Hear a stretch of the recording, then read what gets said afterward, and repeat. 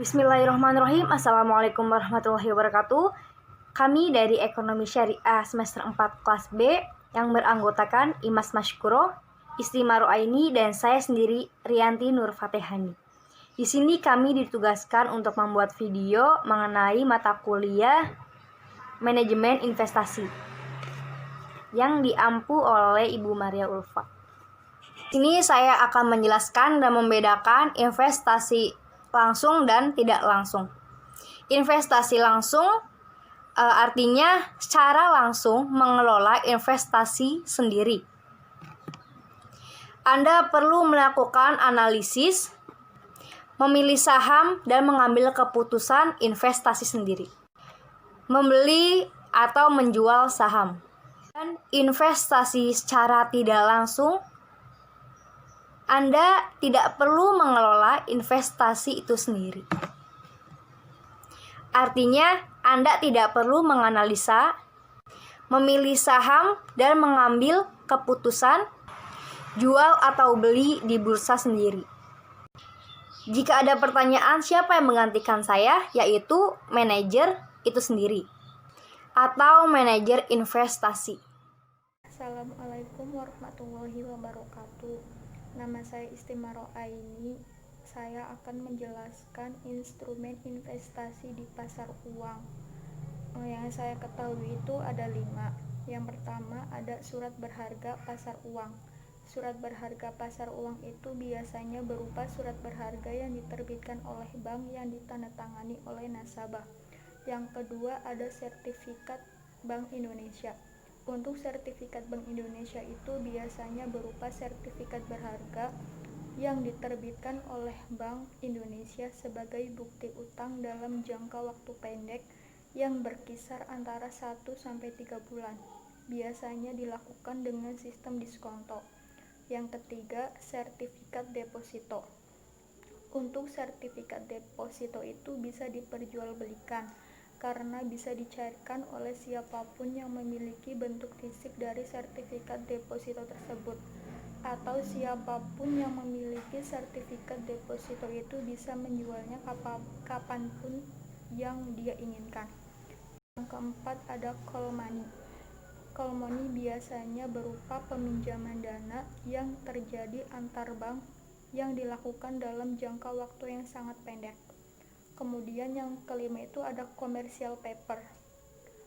Commercial paper atau biasa disebut surat berharga komersial yaitu instrumen utang yang dikeluarkan oleh suatu pihak kepada investor tetapi tidak untuk investasi jangka panjang.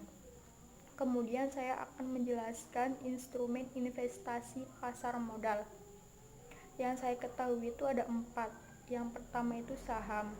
Menurut Bursa Efek Indonesia, saham merupakan surat tanda bukti kepemilikan seseorang pada suatu perusahaan.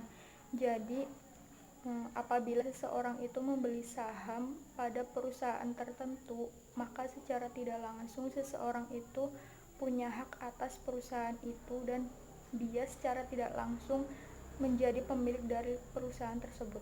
Yang kedua ada obligasi. Obligasi itu merupakan surat utang. Yang ketiga ada reksadana. Untuk reksadana bisa dibagi menjadi 4. Yang pertama ada reksadana pasar uang. Yang kedua ada reksadana pendapatan tetap. Yang ketiga ada reksadana campuran. Dan yang terakhir ada reksadana saham. Kemudian yang keempat ada derivatif. Derivatif merupakan surat berharga turunan dari saham atau obligasi. Sekian yang bisa saya sampaikan. Untuk materi selanjutnya bisa disampaikan oleh Saudari Mashkuroh. Terima kasih. Materi yang ketiga yaitu mengenai instrumen investasi berpendapatan tetap, reksadana pendapatan tetap atau sering juga disebut reksadana obligasi, yaitu 80% produk investasinya berupa obligasi atau sukuk yang berbasis hutang. Instrumen ini memberikan pendapatan tetap secara periodik kepada investor dalam bentuk kupon bunga pinjam. Biasanya, pembagian kupon ini akan dilakukan setiap 3 bulan untuk obligasi perusahaan dan setiap 6 bulan sekali untuk obligasi pemerintah. Adapun karakteristik yang dimiliki oleh reksadana pendapatan tetap diantaranya yaitu bebas pajak obligasi. Artinya, keuntungan yang didapatkan tidak akan dipotong oleh pajak.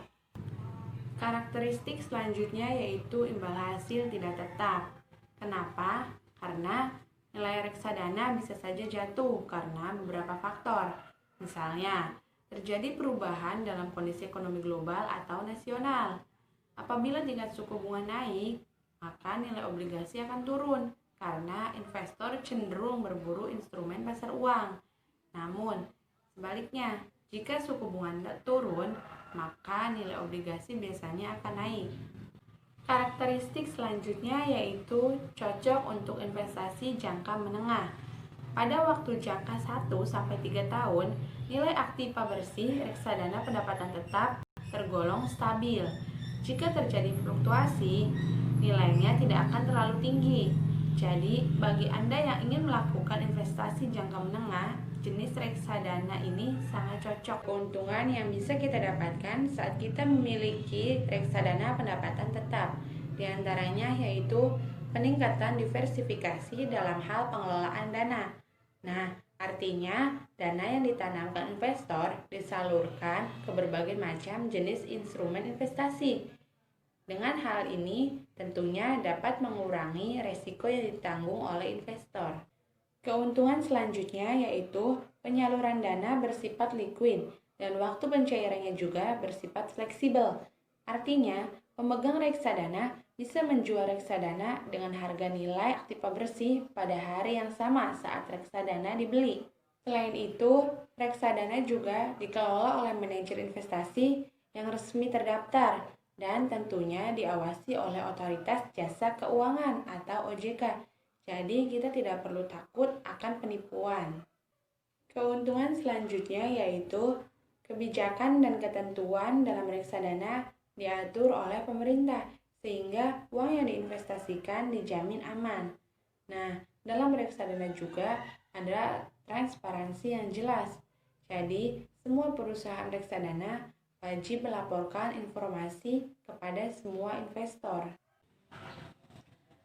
Baiklah, mungkin cukup sekian materi yang dapat kami sampaikan. Kurang dan lebihnya kami mohon maaf. Wabillahi taufiq wal hidayah. Wassalamualaikum warahmatullahi wabarakatuh.